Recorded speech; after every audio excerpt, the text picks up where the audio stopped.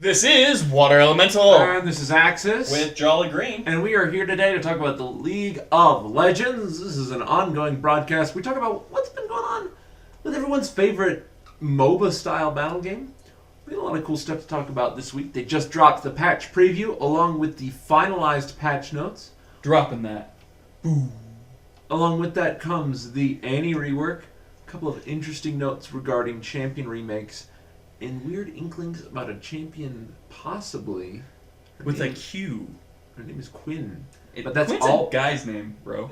Could be. What about Harley Quinn? I know a girl named Quinn, yeah. What about Harley Quinn? Touche. Yeah. So let's talk about the patch first. This came out mere hours ago. Not even hours ago. We opened it up to get ready for the show, and it's like, hey, patch notes. What's up, guys? Yeah, we never get a gift like that. It's always after. Well, what can I say? It's the reason for the season. Patch notes are very interesting. This is going to be the patch that launches Season 3 officially. This, of course, is going to bring in the new league system that we've kind of been talking about with the separate divisions and the tiers and the preliminary matches. We'll go through that a little bit later, but let's just talk about some champion changes and all that stuff. All right. They are making Blitzcrank a little weaker, unfortunately. They're making Cho'Gath Scream a lot less potent. Ezreal's getting nerfed pretty hard. Heimerdinger's getting some minor fixes. Katarina is getting a nerf to her utility, but a buff to damage. Lulu is getting a slight damage reduction. Master Yi's getting his Meditate knocked down in terms of ratios, but brought up in terms of total healing. Miss Fortune is getting the same cone change. Susan, Scion, and Vigar are getting bonus permanent stats on the kill of a large monster. That's, your Canyon minions. Canyon minions? Cannon minions. I said it too. Like large jungle monsters and champions. This will allow them to rank up, especially in modes like Dominion. I think this is after they kind of figured out with Thresh that they're able to do this. Mm-hmm. Well, it goes in along the line of they're trying to make single-target junglers a big deal. So Scion and Nasus. And another big thing is they also were changing this on Dominion and Twisted Treeline, is that you could build up your resources at a different rate based on the size of the map. And so they want champions that have resources that build up at a set rate, being able to get more out of different situations. But moving right along, Olaf, Shaco are getting nerfed. They're having their jungle efficiency knocked down.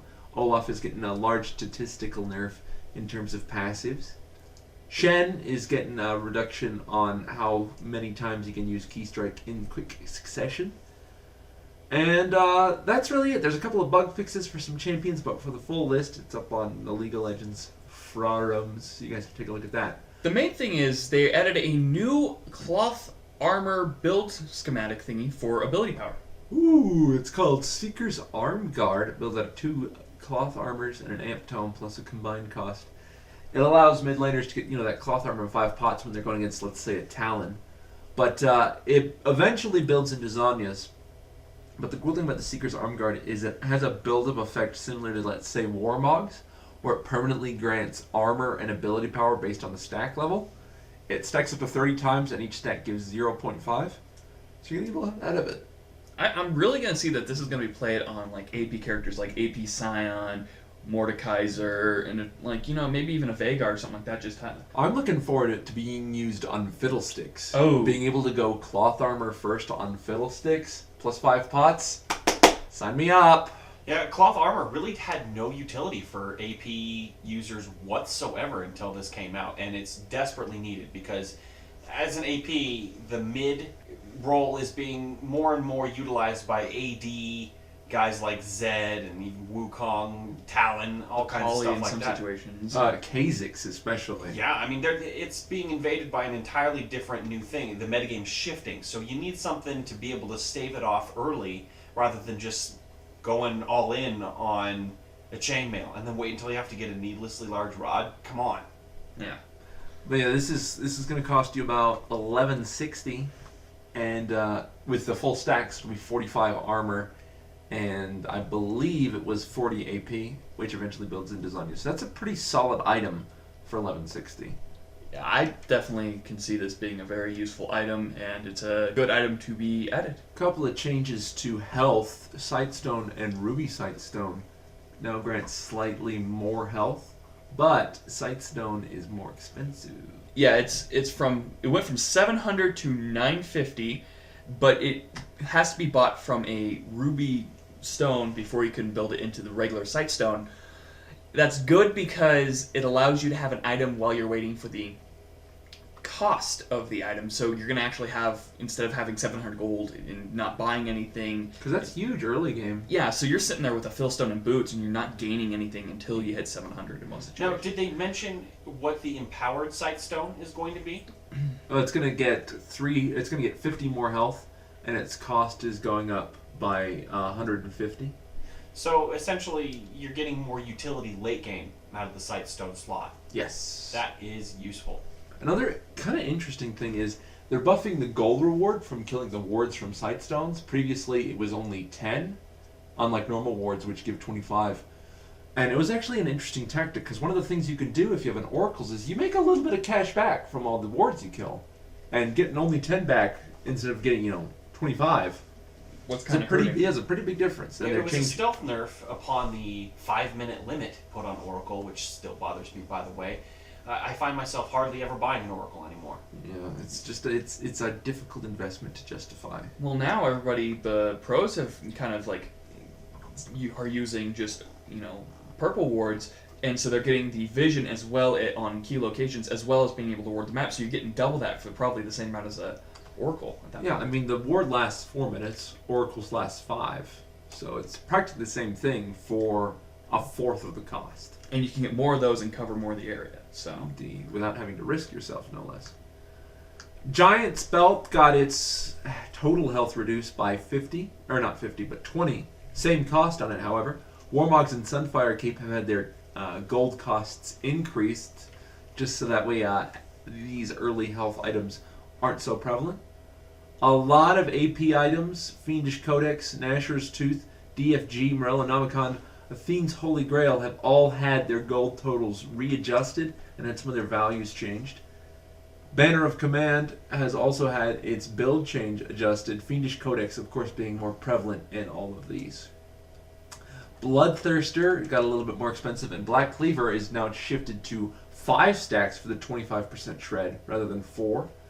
And the health the health total on it was knocked down. A couple other simple changes. They made the Spirit Stones a little cheaper, so you can get those faster, because a lot of people are just going for Wriggle's Lantern, but now that the Spirit Stones are a little cheaper and the effects are the same, people might be getting them more frequently. Because you jungle a lot, do you really get the stones? Only on one character, Malphite. Every other character that I jungle with, Amumu, Skarner, and Zin, they don't need it. I just build cloth armor. I like the Wraith Stone on Trundle. On the tankier ones, it makes a difference, because you can just get health 25% more against monsters and an additional 10 per hit. Plus that tenacity. Plus the tenacity. It allows you to build the Ninja Tabai and you got your tenacity right there. It's a very good build. And in other things, they're talking about how they're changing up the normal solo queues to match you about the same win ratio as yourself. So you're going to be put in with about the same skill level as the people that you're playing with. Well, that in some cases that might be a little helpful. If you're having a large lose streak, you're going to kind of get those kind of people, and it's not very fun. But I kind of like how they're going to try to pair you more against people of your same win style. So, well, that's good. And along with this league system, it'll make matchmaking a lot more comprehensive. So all in all, good patch, especially with the launch of Season 3. But the thing is, though, they're giving bots communication. Oh, yeah, the bots are in character now. Oh, that's good. They can talk. So does Tarek just yell gems throughout Yes. the whole match? Gems, gems, gems. You okay? I think Tarek is broken. Actually, that's pretty much the I just player in a hope nutshell. the Rengar, when he comes out of bushes at new players, just screams, "Easy prey!" Like, oh. And he just like laughs as she just busts her combo and just melts people's faces. I hope so. But that's pretty funny how they, because I remember they used to say GG at the end, but because I know StarCraft did that too, where for a while they just said GG, but then they just took it out. So Another interesting thing we forgot to mention, inhibitors and turrets will now have kill callouts. So instead of just saying, "A turret has fallen," it'll show Lee Sin has killed X turrets, or Rengar has killed this inhibitor. So it's a little bit more comprehensive, just like we did with the dragon. So all in all, a lot more visual stuff, a lot of balancing changes, a lot of cool new itemization changes. It'll be very fun, and I can't wait to play it. So fun. Now moving back to the league system we mentioned a little bit earlier, we wanted to kind of put this out front since this is going to be a major part of a lot of players, is what they're doing is instead of having the one large ladder that everybody scales through, they're moving everybody into separate ladders. Each rank, from bronze to the new challenger ranks, have 5 separate tiers inside of them, and each tier has numerous different ladders, each one consisting of 250 players. And from there, you will be battling in these individual ladders, and from there, you'll be battling them, and then once you hit the top player of the ladder, you're able to do challenge matches to earn yourself into another bracket. From there, once you get to the top of that skill ladder, like going from bronze to gold, you can challenge someone in that league, and then from there you can move on to that next tier group. And that one's actually a slightly bigger map. Rather than being a best 2 out of 3, it's a best 3 out of 5. So it's a very important spectacle. They wanted to do that to make it feel like you're actually playing in a high-ranked game with a lot of stakes involved, to give you kind of that feeling of playing in a tournament. While at the same time not necessarily having the hugely punishing effects of, like, let's say, a losing streak or, bad behavior of other players. And it gives a lot more of an instant gratification feel when you move up a tier rather than moving from bronze to gold, or bronze to silver to gold, which is a huge feat, but you don't really get anything from it. Well, now if you move up a rank, what it does is they actually give you an animation, kind of like what they did with when you receive a gift, where your emblem pops up, it shatters, and then it regrows into the new one. Yeah, they were talking about this a little bit in the patch preview video, where in these tiers, it feels a lot cooler to go, all right, I went from number 75 in my division to, from 75 all the way up to number 50, rather than going, all right, I went from number 2,000 or 256,754 to 276,253. It's a lot cooler to be like, all right, I'm almost at the top of my division. I have to win 2 more matches rather than saying, I have to win 100 more matches before I get to platinum or whatever it happens to be. And everything's going to be a lot more localized. So if you're going to be probably seeing the same people over and over again. Either you played against them in your bracket before, or you're going to be playing with them again. So you're going to be seeing a lot of common ground if you're in that bracket for a long period of time, as well as on the sides and in this bracket league, you can actually see what common champions are, what the most popular champions are, what the most prevalent in that meta is. So you can actually play around the meta inside your own bracket, because the meta in your bracket may be different from a meta in Axis's or Jelly Greens. So they did mention a lot of how you move up, but once you move up, is there a chance you can move down? Yes. Losses still make you lose these league points that determine whether you go up or down. So there is potential for you to drop down. And of course, like we said, if you play through your, competitive matches at the top of your league, you're not just moving into the league, you're kicking somebody out of it. Oh, that is probably an awful feeling, logging on and seeing you just been knocked down. That must suck. So if you're at the bottom, you just get challenged relentlessly? Probably, yeah. So what if you're in like an ELO hell type situation? I know this isn't ELO, but I mean your matches are going to be calculated based on your rank in your own division. So if you just get stagnated towards the bottom and all you do is get challenged all day, that's got to suck. Probably. But the more important thing is it'll give you motivation to either drop down and fight back, or... Because if it was my choice, I would drop down and then work my way back up, so you can knock off a few people, so you kind of have that group that you just knocked under and be the guy on top of them again. Well, I guess that makes a good reset type deal rather than just being stuck. Indeed. But who knows? I'm excited to see it, and I'm sure it'll look a lot different in work than it does in practice. So, another thing that's coming out, I believe, with this patch is the Annie visual rework. We talked about this a little bit before, and it looks very good, guys. You have to take a look at it. Make sure you go do.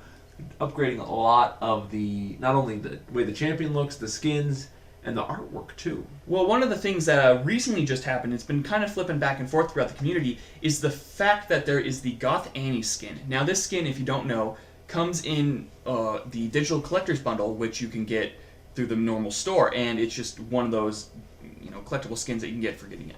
Well, they wanted to release the skin individually for 975 points, so people that didn't want to shell $20 to $30 to get the collector's bundle would just go into the store and buy the skin for a week just because of how a lot of people have been reacting towards it.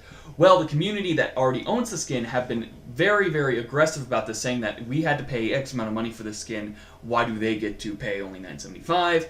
And everybody's been kind of back and forth about this. I kind of on the side of I want to see it just being put out there and just letting us buy for $9.75 because I already have a lot of champions that are in the bundle, so it's not worth it for me getting. See, and from the perspective, I have the skin and I never play Annie, so it's not really a big deal for me. But when you're a new player, getting the bundle makes sense.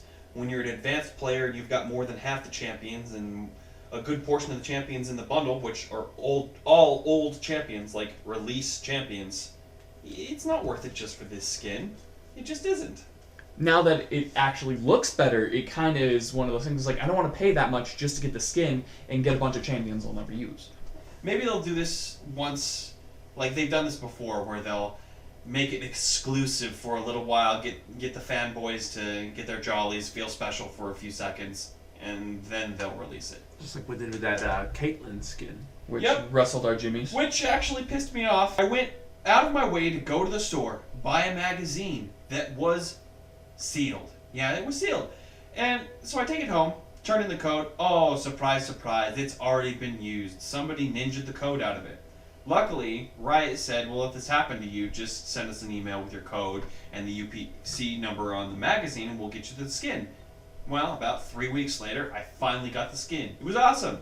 Gave me the champion along with it too. The TLDR of the story, went through a lot of shit to get this skin and they gave it away for $9.75 2 weeks after. Womp womp. Yeah. Either way, exclusivity is something of a contentious point for League of Legends players. We all like to feel special, but at the same time, not everybody can. You know, nothing fills me with pride more than knowing that I have an Amumu skin and a Fiddlestick skin I've seen on maybe 3 other people in, you know, my 2,000 or 2,500 plus games. And it That's the sucks. I have a Mundo skin that I've never seen on anybody other than myself. The Mundo skin. It was so lackluster and boring. Nobody bought it but me. It was the first skin I ever bought. Silver Kale for me. I've never seen that skin. But the thing is here is that it's not a skin that's limited edition. It's a skin that's available via arbitrary means. So making it so you have to spend, you know, it's $20 I believe. Yeah. On this just so you can get some champions most people already have. Unless they change it where it's randomly generated depending on what champions you have. Or they discount it based on what champion. Yeah, they can very easily prorate it. They prorated the Commando bundle when it came out. So there's no reason they can't prorate the champion bundle for this. It just takes a little bit of effort. So I hope that Riot somehow figures out how to compromise this and get past the screaming folks. And that's about as close to breaking news as you get on our show. Because it changed as we were talking about it. Our next point is, of course, a couple of new icons showing up for the Lunar Festival. We already saw the skins that are coming out for this soon. And so there's going to be some new icons just like came out for the past couple of holidays. You know, we've always kind of wanted to see some icons, and the icons we're seeing are, it's great to have new variety to them, but the means of getting them has always kind of been, you know, spend X amount or, you know, do this or do this. So Don't be a douchebag. Okay. But how do I get Santa Baron? Oh, we'll just give it out to everybody at the end of the month. Oh. 7 weeks later. You didn't even get one of those, did you? I did. I panicked. I didn't think I got it. And then I'm like, oh, there it is. But the skin, the new icon we're talking about that was found is Fu Manchu's shopkeeper. Sweet. They gave him like a really racist like mustache and chin combo with like squinted eyes. It's pretty funny. Nice. I'm gonna have to use this one, I have to say. Well, no, they changed it to be less racist. Oh, they... Damn. It's less racist than I wanted. Oh, darn. I'm an awful person. There's a couple of other icons that were showing up with this patch, but again, we don't know what those are actually. They're all kind of gonna be like... for. They're for Vi, aren't they? Yeah, they look like Vi abilities, but who knows? And of course, some of those red posts we were talking about, Karma and Sejuani are still getting talked about in terms of what their remake's going to be. They're talking very specifically that the Karma's update is going to include a visual remake as well. Which a lot of people are upset about, I'm included.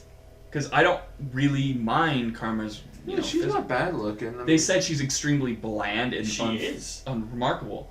I used the Aztec skin, which I love the theme of the Aztec thing, so hopefully... Yeah, but that's a skin. Her standard build, she's just in an off-white dress. Cool. But, you know, that's one thing, and a lot of people were kind of like, oh, that's so dumb. But if they're going to remake her, they might as well take the time and just remake her. Indeed. Moving on to Sejuani, they were discussing that they're thinking about moving some of the power from her ultimate to her other abilities, as well as changing her passive from being a slow to being a mark, similar to Zinyo.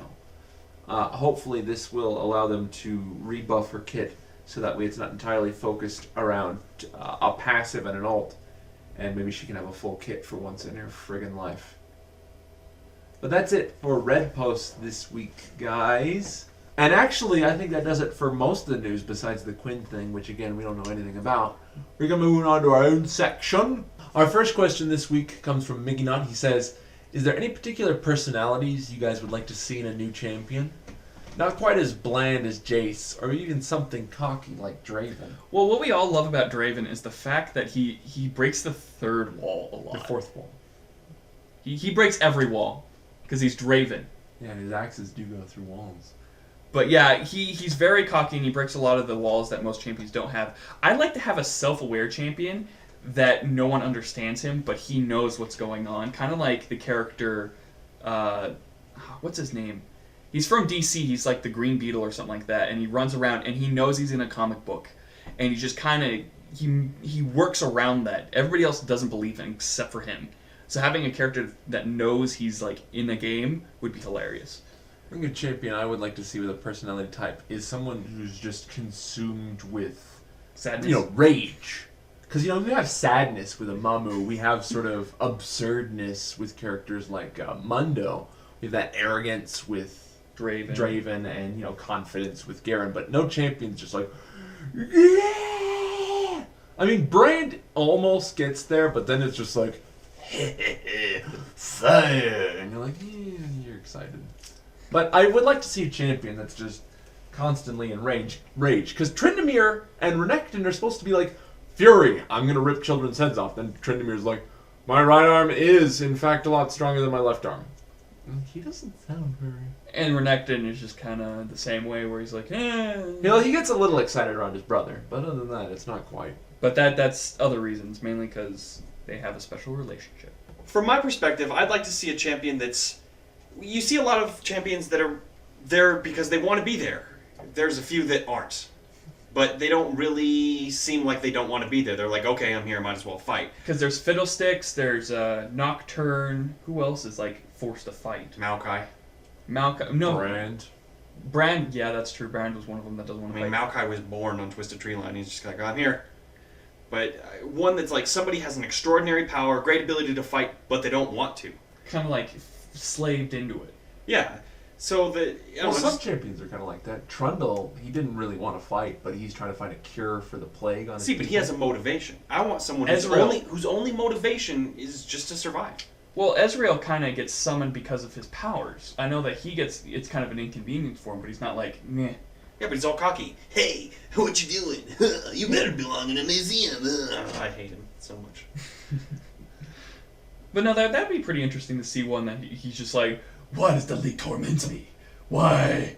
Or he's just, what's going on, dude? Why am I here? Someone who has extreme contempt for their own summoner. That'd be great. Like Mordekaiser? You only need to click once, fool.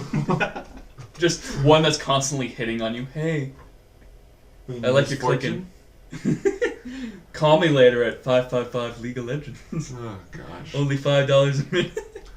Next question comes from Mr. 12. He asks, do you guys ever try to make fan art about League of Legends? I've made art with fans, but I have... That's not true.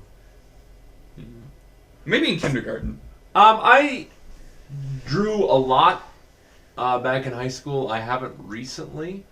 In regards to League of Legends, the most I've done in terms of artistic is, of course, our show, which is kind of artistic. And I've done a few LOL comics that weren't very good. As far as just freehand drawing, I haven't done that, really. As for me, it's about the same. I'm not really the most artistic person. You are the most autistic person, though. Yes. Thank you for bringing up my flaws again.